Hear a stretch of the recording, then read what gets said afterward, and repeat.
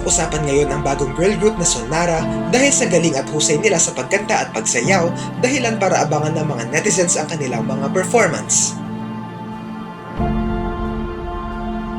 Matatanda ang noong May 16 lang nang mag-debut sila.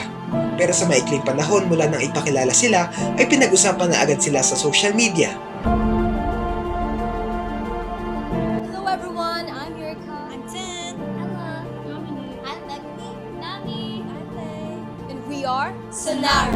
Dahil sa mga performance nila, maraming netizens tuloy ang hindi napigilang ikumpara ito sa nation's girl group na BINI na sobrang sikat ngayon sa Pilipinas maging sa ibang bansa at talagang hinahangaan matapos irepresenta ang Pilipinas sa nangyaring Coachella.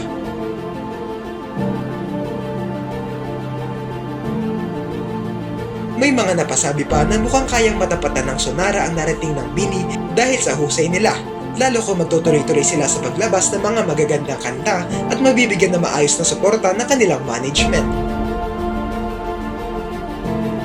Bukod pa rito, hindi na rin nakapagtataka kung susuportahan ang Sonara ng mga fans ng SB19 na kung tawagin ay 18 dahil ang dalawang grupo ay nasa iisang kumpanya lang na 1Z Entertainment.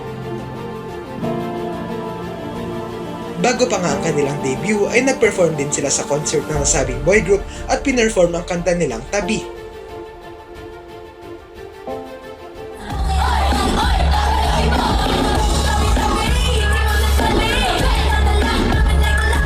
Dahil sa unti-unting pagsikat ng Sonara at lagi pagdikit sa pangalan nito sa BINI, hindi tuloy maiwasang magkaroon ng fan war sa social media para ipagtanggol ang kanika nilang mga idol.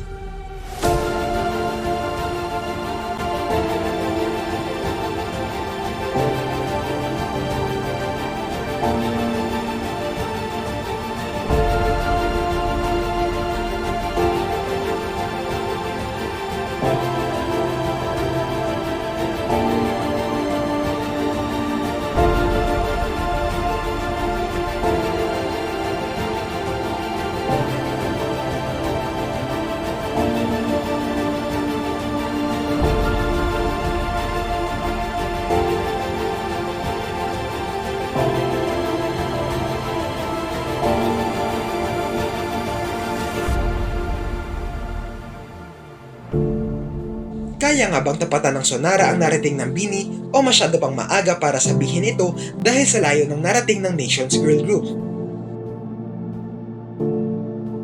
Ano ang masasabi nyo rito?